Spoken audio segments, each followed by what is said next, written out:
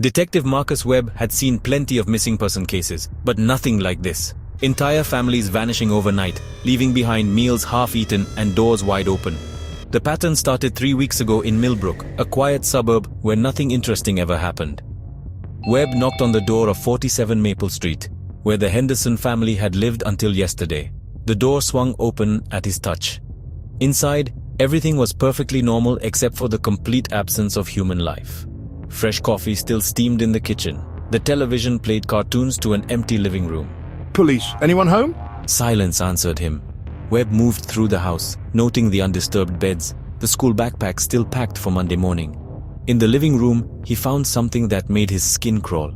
A children's drawing stuck to the refrigerator showed a family of stick figures standing beneath what looked like a massive eye in the sky. At the bottom, in a child's handwriting, were the words, "They're watching us sleep." Webb's partner, Detective Sarah Kim, arrived as he was photographing the drawing. Same as the others? Kim had worked 6 similar scenes this week, always the same. No signs of struggle, no forced entry. Families simply gone, as if they had walked out of their lives and never looked back. Worse, look at this. Webb showed her the drawing. Kim studied it with growing unease. She had 2 kids of her own and recognized the casual way children drew what they saw every day. This wasn't imagination, this was observation. My daughter's been having nightmares. Says something watches her through her bedroom window at night. I keep telling her it's just dreams, but... Kim trailed off as they heard a sound from upstairs. Footsteps, slow and deliberate. Webb drew his weapon and motioned for Kim to follow. They climbed the stairs, each creak amplified in the unnatural quiet of the house. The footsteps led to the master bedroom. The door was closed, though Webb was certain he had left it open during his initial sweep. He pressed his ear to the wood and heard something that made his blood freeze. Whispers, multiple voices speaking in perfect unison. Come home, come home, come home. Webb threw open the door to find the room empty, but the whispers continued, seeming to come from the walls themselves. Kim grabbed his arm, her face pale. Marcus, look at the window. The bedroom window faced the backyard, where the Henderson family had kept a small garden. But the garden was gone. In its place was a perfect circle of black earth, roughly 20 feet across. Nothing grew there. Nothing lived there. The soil looked burned, as if subjected to intense heat from above. Webb was about to comment when his radio crackled to life. All units, we have multiple missing person reports coming in. 17 families reported missing in the last hour, all from the Millbrook area. 17 families. That was nearly 100 people vanished in 60 minutes. Webb and Kim exchanged glances and headed for the door, but as they reached the staircase, Webb noticed something that hadn't been there before. Muddy footprints leading from the front door to where they now stood. Small prints, child-sized. The mud was still wet. They followed the prints back downstairs, weapons drawn. The prints led to the living room and stopped directly in front of the refrigerator where the child's drawing hung. But the drawing had changed. The stick figure family was gone. Only the massive eye remained, and it had been colored in with fresh crayon. Red crayon that was still soft to the touch. Those prints weren't here when we arrived. Kim was certain of it. She had walked this exact path 10 minutes ago. The prints were new, made while they were upstairs, listening to whispers from empty rooms. Webb's radio crackled again. Additional reports coming in. Witnesses described seeing families walking toward the old quarry outside town, walking in single file, not responding to calls. The quarry had been abandoned for decades. Nothing there but deep water and limestone walls. Webb knew they had to check it out, but every instinct told him this was wrong. Families didn't just walk to quarries in the middle of the day. They drove in silence through Millbrook's empty streets. Too empty. Webb realized he hadn't seen another moving car since they'd arrived. No pedestrians, no children playing. Even the birds seemed to have abandoned the area.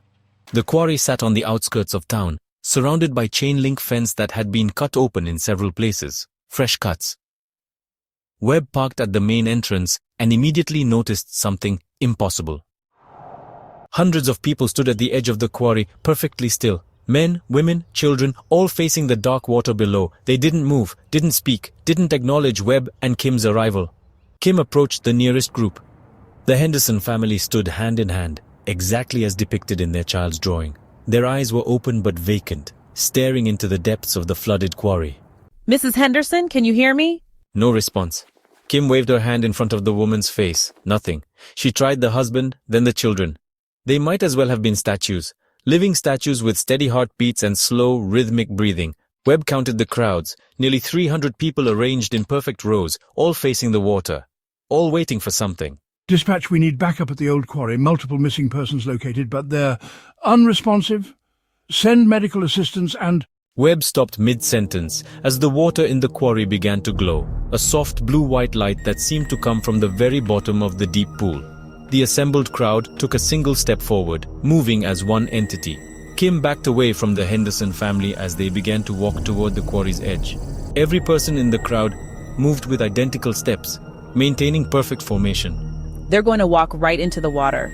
The first row reached the edge and stepped off without hesitation. They sank beneath the glowing surface without a sound, without struggle. The water didn't even ripple. Row by row, the crowd followed, descending into the luminous depths like offerings to some underwater god. Webb tried to grab a child as she passed, but his hands went right through her. She was solid but untouchable, protected by something beyond his understanding. What the hell is happening here? The question answered itself as the last person disappeared beneath the surface. The water's glow intensified, and something massive began to rise from the depths. Not a ship or a creature, but something that defied description. Geometric patterns that hurt to perceive directly. Surfaces that seemed to exist in too many dimensions. The selection is complete. The specimens are acceptable. Preparation for transport will begin immediately. Kim grabbed Webb's arm as the thing in the water began to ascend.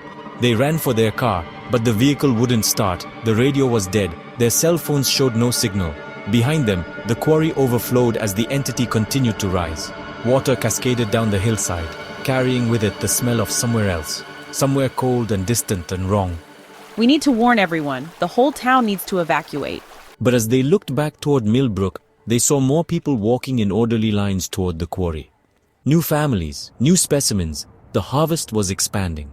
Webb realized with growing horror that they might be the only ones left who could still think for themselves. Everyone else had received the invitation. Everyone else had accepted. We have to leave right now, before they decide we're worth collecting too. They abandoned the car and ran through the woods surrounding the quarry. Behind them, the voice spoke again, and this time it sounded amused. Distance is irrelevant. Selection has been made. Collection will proceed according to schedule. As Webb and Kim reached the edge of the forest, they turned back one final time.